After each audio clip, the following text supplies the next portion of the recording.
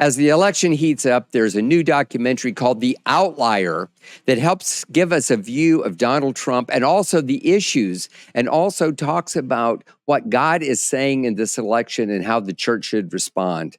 The visionary for this is my guest today on the Strang Report. His name is Troy Black. He's a popular podcaster who's become a friend. In fact, he interviewed me. I have a small part in this documentary, and I want to do my part to get people behind it. It's coming out in early October, about a month before the election. You don't want to miss my interview with Troy Black. Stay tuned to the Strang Report. I'm Stephen Strang.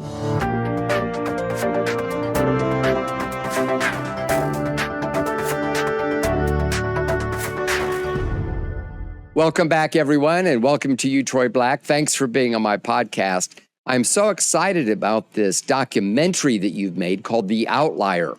Tell me about it, and how do you think this is going to affect the election? Well, Steve, thank you so much for having me. Yeah, I'm so excited. We're deep in the mix of actually finishing up this film right now. So we got interviews from all over the United States from different people in different walks of life, but each person having a sphere of influence that's kind of separate from each other. But the thing that connects all these people together is that they're all supporting Donald Trump for presidency this year, and for different reasons, for varying reasons. But one of the things that this film does, and my heart behind creating this film was to answer some of the questions that are happening within our culture right now. And when I say within our culture, I'm not just talking about the culture of the United States. I'm talking about within the Christian culture. One of the things I've seen over the last 4 years and even 8 years is all of these little, what I would call great divides happening within the Christian culture and within the church. I think some of it is generational in nature. Some of it is ideology, based on different ideologies in nature. And then some of it just has to do with who you're around and the influences that you have.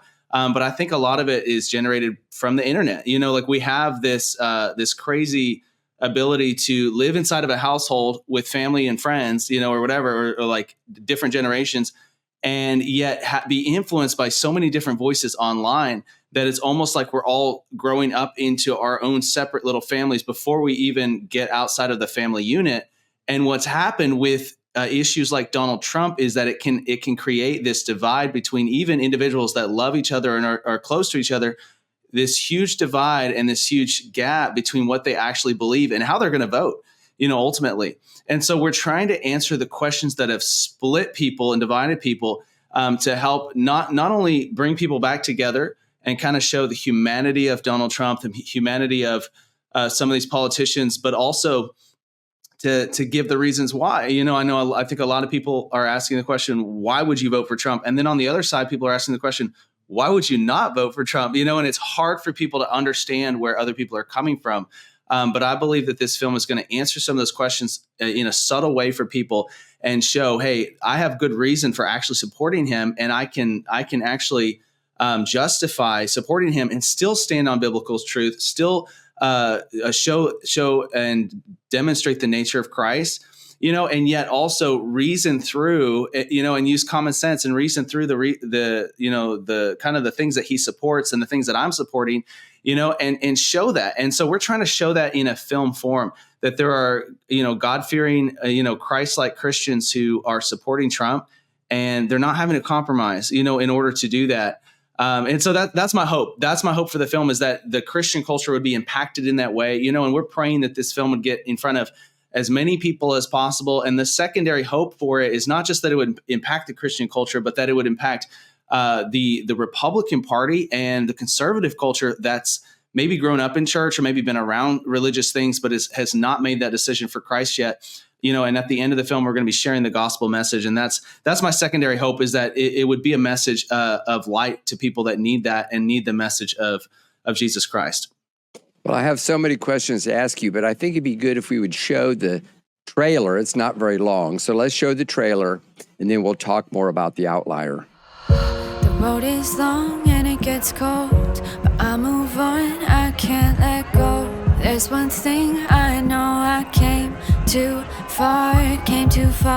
Here he was a playboy billionaire. He was a Democrat. He was a darling of the press. And for reasons that are hard to understand, he saw what was going on in our country, and he felt he had to do something. Everyone kind of thought it was a little bit of a joke, is what it seemed like.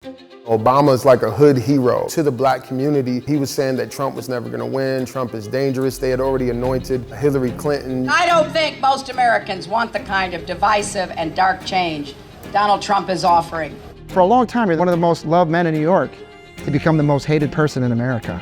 It was shocking. Shout it out, because I don't want to. She said he's a.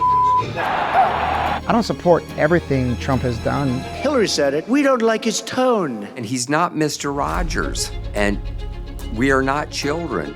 I turn on television. They're chopping people's heads off in the Middle East. We haven't seen stuff like this since medieval times, and people are worried about my tone. People we're friends with for more than 20 years, when I came out and publicly supported Trump, said, wow, I thought you were intelligent. We've got to quit doing this personality politics. It's about policy and principles. You mean you don't like it that I was nice to the other candidates? I'm not voting for a preacher. I'm voting for politicians. The legislation is what's going to affect my family. We will proclaim the ideals of the Declaration of Independence. The people who object to our values are often bullies. I'm not allowed to really speak what I feel. We're closer to tyranny than we've ever been. And Donald Trump will do something that other politicians won't do. He stands up to the bullies.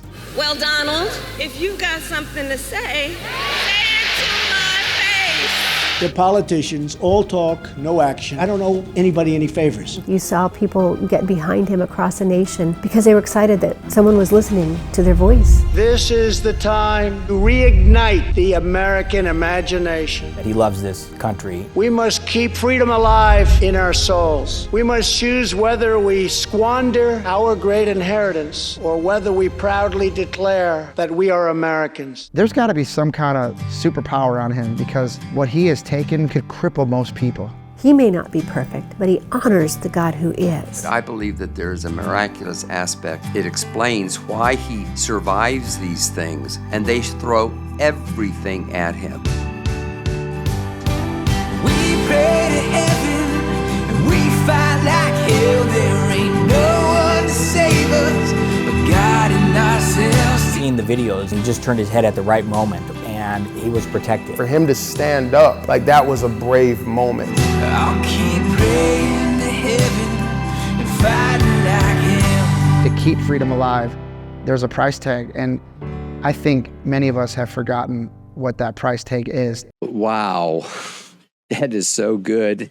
And that's even though, as you could see, I'm in there. In fact, I think had on the same tie, but I was honored to be asked, and it was because, I've written several books about Donald Trump and I feel very passionately about it. But tell me, how did you get the idea? Why did you do this documentary? There are other documentaries made. I know that Paul Crouch Jr. made one a few years ago and so forth. Why did you decide to do it? And the second question I have is, why did you call it The Outlier? Well, the reason was, honestly, it was supernatural. It was a spiritual reason. And that was one day I was literally just sitting in my office. This was last November. And I was scrolling on YouTube and I saw an image of Donald Trump like on a thumbnail. And suddenly I had this image in my mind and I felt the presence of God in that moment. It wasn't like some crazy experience, but I knew it was the Holy Spirit speaking to me. And I got this image of a Trump documentary. And immediately I knew, I was like, Lord, you're trying to tell me that somebody's going to make a Trump documentary. And I was thinking, people, there are many Trump documentaries out there that I've seen, that I know that people have made. And then I sat there for a second and I just asked the Lord, I said, Lord, what are you trying to say? And suddenly I knew, it's like God dropped this knowledge in my heart, like, you're supposed to make a documentary. And I was like, okay. And that was it. I said, I'm going to make a Trump documentary because the Lord told me to. That's it. What was your second question? Why did you call it The Outlier? Yeah. Okay. So The Outlier, we're trying to answer the question, how did Trump win in 2016? And then we're asking the question, because he won in 2016, can we see that same thing happen again? Are the same things in place now? And should we expect that same result? Obviously, we had a different result in 2020. So we look at Trump as an outlier based on some of the things that he says, some of the stances he's taken. One of the major stances being kind of this fight against the establishment. So throughout history and the history of the United States, we've seen several different presidents that have been referred to as outliers. And the crazy thing is, I had this title like just pop in my head right at the very start. That was the name of the film, like from day one. It was like, I'm supposed to make this film called The Outlier. I wasn't sure why. And as I started doing research, I found that a lot of the presidents throughout history who were referred to as outliers shared similar traits to Donald Trump. One of those things was that they were anti-establishment. They kind of fought against the big government. People like Ronald Reagan, people like Roosevelt, people like Abraham Lincoln, and they fought against some of the culturally accepted things of the time, like Abraham fighting against slavery. It was like they fought against some of these things of the time that were culturally accepted in a lot of ways, but historically looking back are not right, and we can see that from a historical perspective. And another thing that they share in common was that these same individuals were either assassinated or had an assassination attempt on their life. And so the same individuals that were kind of anti-establishment and stand out in these ways also had people trying to take them out. And now we see that. And the crazy thing is, we had all of this in place, and we were even planning on filming a scene at the JFK assassination plot in Dallas, Texas, and we're still planning on filming there. And he's another outlier, obviously coming from the other side. He's more of a liberal figure, but he was also very anti-establishment. So he shared, even though he's coming from the other side, he shared similar traits. And the same thing happened. He was assassinated, and so we were planning on filming a scene of the film there before the Trump assassination attempt even occurred. And I wasn't exactly sure how it was going to fit into the film, but I knew I was supposed to. And then all of a sudden, and there's an attempt on his life, and the puzzle pieces started to come together. And so that really is the reason why, is that, the same way that Reagan was an actor, and, before he was a politician. And obviously Reagan kind of made some quips about it, saying things like, well, I thought I was changing careers, and then I realized I really wasn't, like politicians are all actors, kind of making that joke. But we see the same way. Donald Trump was not necessarily an actor, but he was an entertainer. He was a TV show host, all of these similarities to Reagan. He came from the outside. People didn't call him a politician. You ask, why do you like Trump? And a lot of people said, well, he's not a politician. He's able to look at things from a different angle. He was a businessman. He was an entertainer. He had these different perspectives. So when he came in and he looked at the way that government was running and doing things, he said, we've got to change this, and I believe that was one of the reasons why he stepped into that role in the first place, is that he looked at those things, and that's something I know you talk about in the film, was some of the reasons why Trump decided to make this change in his life. And obviously it's been probably a much bigger change than he could have ever perceived to start with. He didn't know that it was going to go the way that it's gone. Or that it was going to take so many years of his life to, this huge project of being president, and then running 3 times, and some of the difficulties that have come with that. But that's the reason why, is because he came from the outside. And, one of the things about an outlier that we talk about in the film is that, if you look at a set of data and you look at all of the data that's coming in when you do a poll or you do, something like that, you're expecting data to be in a certain range. So the example I give in the film is that if you look at a website and you're trying to poll the visitors to your website and see what age ranges are visiting your website, you might have them answer some questions about their age. And if somebody is like 7 years old or 99 years old, those are going to be outliers because it's going to be less frequent. The normal range is going to be between 15 and 75, probably somewhere in there. So those might be outliers, but they're what you would call true outliers. So they're out of the ordinary. They're less common, but they can be true. But then you have the false outliers, and those are the numbers. That's the data that's outside of the possible range. And so if somebody said, I'm 1 year old and I'm browsing your website, or they said I'm 137 and I'm browsing your website, immediately you say, okay, that's user error or a joke. It's not true. They typed in something by accident, or to be funny. And what happens with that data is it gets discarded. And that's what we saw the media do to Trump as soon as they realized he was serious. See, at first they thought he was a joke, and then they realized this was serious, and this was a serious threat to their agenda and to the powers in place. And so as soon as they realized it was serious, then they began to try to paint this picture of this is a false outlier. This is somebody who should he doesn't have any integrity. He doesn't have, there's nothing good that's going to come out of this. And they started to try to delegitimize this person, and in every way possible. And so one of the things we do in the film is we try to rehumanize this man, Donald Trump. And I think some of the things we've seen lately, we've seen other people trying to do the same thing. Some of the interviews that he's done, I don't know if the interview with Elon Musk is the best example, but maybe the interview with some of the other interviews he's done recently, where he sits down and he talks to people. And I've even had people in my life say, man, that was the first time I looked at Donald Trump as a normal human being. When I watched that interview, and it's because he is a normal human being. And he has likes and dislikes. He has feelings. He has emotions. He has, desires, and he has compassion. Just like any human being, he has some sort of empathy for a fellow man. But a lot of times he gets painted in this light as he gets painted as a dictator. He gets painted as a narcissist. He gets painted as all these different things. Like the devil himself. Or the Antichrist or whatever. Depending on the culture.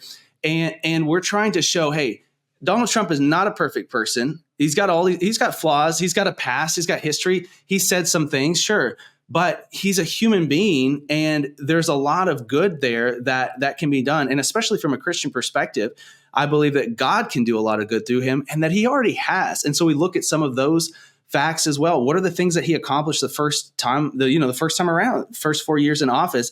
And, some people have kind of used that argument lately, saying, because people have said, well, if he gets in office again, he's going to be a dictator. And people have said, well, look at the first 4 years. We can already see what he's done, and we can have an idea of what he's going to do again, And so we're trying to give people some valid reasons why they could vote for him, but also we're trying to equip the people that already are supporting Trump, but have friends and family members that are completely anti-Trump. We're trying to equip them with, number one, some extra knowledge that they can use if they don't already have that, to be able to defend their stance, but also just a resource that they can share and say, hey, I understand that you have, some hard feelings against Trump and some hard stances against this man and his campaign. But would you be willing to watch this film? I think it's going to answer some of the questions you may have, and I think it's going to help bridge that gap. Well, I'm so proud of your doing this film, and I agree with what you say, and I know this to be true because I interviewed Donald Trump. In fact, we found some footage. It was actually filmed on an iPhone, and I had forgotten about it because my podcast was audio back then, and I ran it on my podcast a couple of days ago. People can go on YouTube and find it. It was a short interview, but I asked him who would give him spiritual advice. I asked him about some things that the Bible said. But you can see, we were sitting in a green room at the back of a convention hall somewhere, but he was respectful. He was calm. He wasn't crazy like the media plays him. And, one of the things that I believe is that there's a spiritual aspect to this. Now, it's not part of the debate, and even we Christians are sometimes hesitant to talk about it because we're ridiculed. But Kim Clement and some others prophesied that he'd be elected 2 terms. And then, of course, when it didn't happen, they were ridiculed. Yep. It's why I wrote God and Donald Trump. And then you have to ask, why did he turn a split second and that bullet missed him? What is God up to? But let's get back to talking about this election, because we have in Kamala Harris, a person that just 60 days ago was a national joke. Even Democrats made fun of her because of her laughter and what they call word salads and so forth. And now they're saying that the polls are neck and neck. And she's a person who has really very little experience. And you talk about policies. I mean, it's one thing to have a policy about fracking. It's another, what is our national defense going to be, and how would our president lead us in a very dangerous world. There's some very, very dangerous players out there, and Donald Trump has proven that he'd be strong. So explain to me why you think it's so close, and how can the body of Christ make the difference? Because I think it's true that a lot of Christians stay home and don't vote. Well, from my perspective, I think there's several reasons why. Number one is there's a huge no Trump, side to this coin. There are a lot of even Christians in the Christian culture. There's subcultures that would just never vote for Trump, for various reasons. And so we're trying to affect that culture. We're trying to speak into that, obviously. But yeah, another thing is I think it's up to 30% of Christians are not going to vote now, or are choosing not to vote.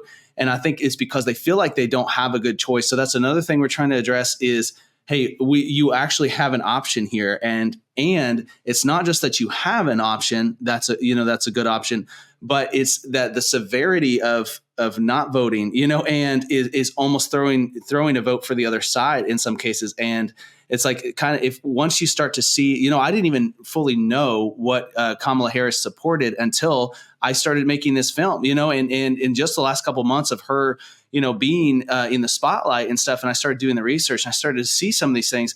And I'm not kidding you, Steve. I got scared, and it's like, that's me being like transparent here, but I'm like, this is scary. Like, I did not understand some of the views that she had on some of these topics, things like not just moral issues like abortion, and sexuality, but economic issues and things that are going to affect the state of this nation and the people that live here. It's scary to think about, from a common sense perspective, that someone could have some of these views, and potentially be in leadership. But here's the other side of the coin that I think some people are missing, is that Kamala Harris is a woman and we have not had a woman president. And I said this on my podcast the other day on YouTube. I said, I'm praying that we get our first woman president. I said, I'm hoping that we do get our first woman president, not this time around, obviously, because I don't want her to be president, but I'm saying, but sometime soon in the next couple election cycles, I'm hoping we get one. And I'm just hoping that, and I'm praying that she'll be a godly one, but here's the reason why I say that. And I even had some women in the comments on the live stream saying, no, you don't want a woman president. And here are the reasons why. And here's my response to that is that it's inevitable. It's inevitable because of the culture we live in today. And it's a culture of first, Barack Obama, a lot of people voted for Barack. And I've heard the stories of people voting for him and saying, I voted for him because I was so on board with the first black president idea that we needed a black president, which we did and we do. But the problem was that it was Barack Obama, and then later they recanted that and they said, I got so hyped about it because he was going to be the first black president. I didn't realize what I was doing. And later I've switched sides and I've said, and I've regretted that decision, and so that's the other issue, is that people are so gung ho for a female president, which I believe is inevitable. And because it's inevitable, and I would support it either way, personally, I know some people would, some people wouldn't, but because it's inevitable, I'm praying that that's going to be a godly woman that gets into office once that happens. And I think when that happens and when she's on the right ticket, that we should all throw our weight behind her, but it's definitely not Kamala Harris. And that scares me. And I think that's why the polls, it's because people are throwing their emotions into the game and they're saying, well, I'm going to be behind the first woman president. It's not going to be said that I was, historically, it's not going to be said that I wasn't behind the first woman president, and that's what's scary about it, is they're looking at the emotions and they're making that decision based on emotion instead of based on the values that she holds and the policies that she's promoting. And once you start doing the research and looking at the policies themselves, like I said, it gets very scary and it's not a good picture. Well, our country is so divided. There are some states that will vote red kind of no matter what, and some states will vote blue kind of no matter who. Right. So it's going to come down to a few swing states. And I personally believe that Donald Trump is stronger than the polls are saying, but it's scary how close it is. So how can a documentary, a film like The Outlier, make a difference? When is it playing? How can people get involved? how can we get as many people to see this as possible, and how will the film affect the election? Well, number one, I would say if people want to get involved, go watch the trailer. Well, obviously, again, we showed it during this podcast, but go find the trailer on YouTube and share it with somebody. Maybe not everybody if you're not led to post it, but like share it with somebody, right? We've already had people sending the trailer to people that are not planning on voting for Trump, but could potentially be persuaded, and they're sending that and saying, hey, maybe you need to check this out. Because they know what's going to be inside the film. Number two, make sure you watch the film when it comes out. It's going to be coming out the beginning of October. So there's going to be about a month between when the film releases and the election. So we're leaving a little time there. I mean, we're hoping for a viral result, but you never know. Even if it's only a small impact, at least I was obedient to what I felt like the Lord was telling me to do. But it's going to be available online. I'm not sure all of the different spaces is going to be available. We're still looking into that right now. But it's mostly going to be available as a streaming film where people can watch it online in various places. And then the way it could potentially affect the election is, the thing I talked about at the very beginning of this podcast was the culture war that we're experiencing and the cultural divides that are happening within the Christian culture. One of the things that I've seen in my short time here on earth is, and being a part of various families and various church cultures. And I've attended a lot of different churches over my life. And the one that me and my wife are in now is the one I've been in the longest, except for when I was a little child. But what I've seen in all these different cultures is that a lot of times, whatever culture is the biggest inside of that, in that church or family or whatever culture is the loudest, oftentimes steamrolls the other cultures inside of that culture and the other opinions. And the term nowadays is gaslighting, right? Like that's the new term that everyone's using. It's like, but it's been happening for a long time, and I've always used that term steamrolled. But especially the younger generation that is now voting age, what I've seen personally is that when their culture gets ignored, or it doesn't get somebody doesn't pry into it or ask them the question, what do you think? They just go silent. They go silent. And then they go online and they listen to people that are reinforcing what they believe, or they've gotten their beliefs from people they're listening to online, and so they're creating their own culture inside of this. And I'm trying to break those barriers down and get people to start talking again and get people to actually ask those questions. What do you really believe?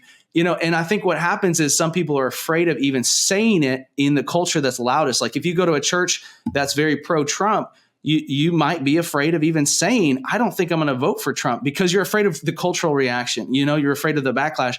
But what if we had inside of the Christian culture, what if we had a culture where, the love of Christ is so prevalent and so obvious and so readily available between believers that if somebody said that, they wouldn't be afraid of the backlash. Instead, they would be expected to get invited out to coffee. And then two people can sit down and they can say, let me know, like, can you share your concerns with me? I'd love to have a discussion with you about it. And then, it's this beautiful thing that can maybe even like affect that person and change their mind ultimately, instead of just excluding them further and pushing them more to the outside. So that's my hope, Steve, is that this would have a cultural impact on the American church and the Christian community in that way. I am so excited about The Outlier, and I hope that you are too, and that you will do your part to share this. You can start by sharing this podcast with others.